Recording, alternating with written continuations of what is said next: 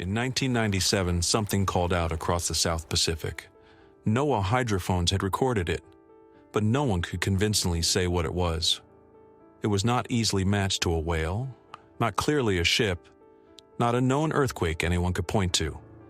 The signal traveled across more than 3,000 kilometers of ocean. The original signal was too low for easy human hearing, but when researchers sped it up, it became famous. A rising, low pulse. Boop. Then NOAA gave it a simple name, the Bloop.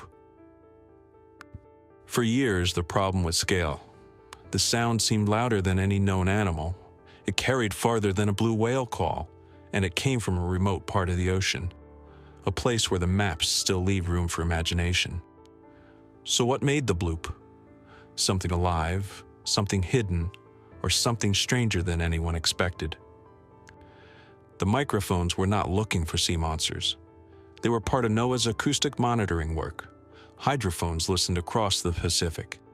They could detect earthquakes, volcanic activity, the hidden movement of the sea floor.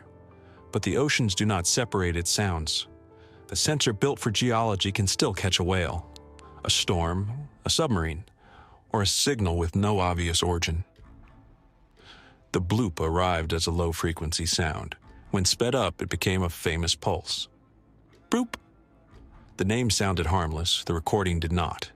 It rose in frequency for about a minute. That rising shape mattered. Some animal calls move in the same way. They shift, they climb, they seem to have intention. And that resemblance opened the door. The signal was detected across a huge distance. Sensors separated by thousands of kilometers picked it up.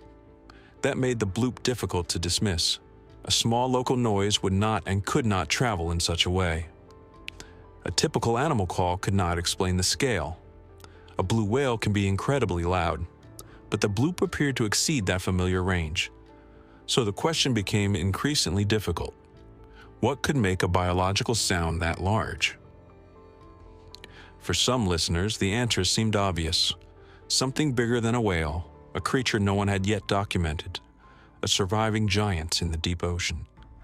The idea spread because it used one real fact. The Bloop did not sound biological. But resemblance is not identification. A natural sound can mimic a living call, and the ocean is full of false signals. There was no animal sighting, no repeated call tied to a known migration, no surfacing creature, no second voice answering back. There was only the signal recording, then silence. That silence helped turn the Bloop into a legend. The evidence was real, but it was incomplete. Online, the mystery became larger. Some imagined a hidden leviathan. Others suggested secret military activity, underwater tests or submarines. Signals never meant for the public, but the public evidence never confirmed any of that. No matching test was ever identified. No official military explanation emerged. Only the Bloop remained. The location also created confusion. The Bloop was associated with the remote South Pacific, but the eventual explanation pointed even further south, toward Antarctic ice. That distance left room for questions. A sound heard in open ocean, an answer tied to a frozen continent. The gap was exactly where speculation was fostered. The answer NOAA later favored was not an animal. It was ice. Not quite ice, but still ice. Ice under pressure, breaking loudly enough to cross an ocean. Not a small crack. Massive polar ice under pressure. Icebergs cracking, glaciers shifting. Antarctic ice breaking apart and sending sound through the water. NOAA researchers later described the Bloop as consistent with an icequake, an iceberg cracking or breaking away from Antarctic ice.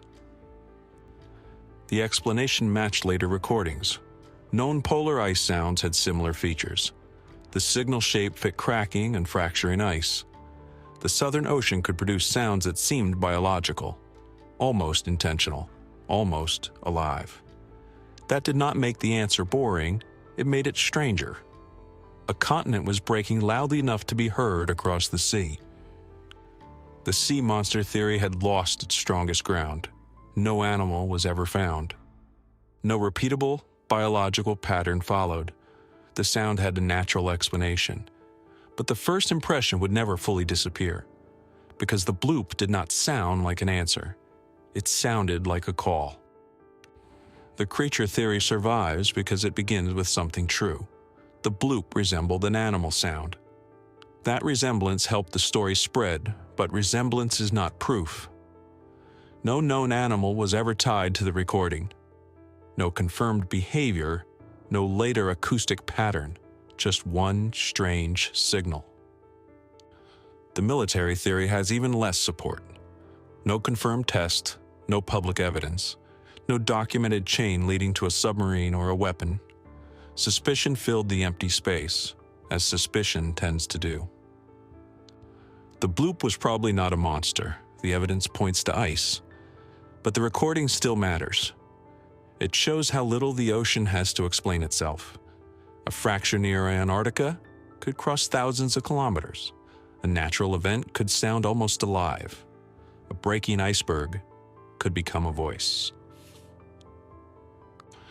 Maybe the unsettling part was never a hidden creature. Maybe it was the mistake. For 1 minute in 1997, the planet made a sound, and we humans thought something was calling.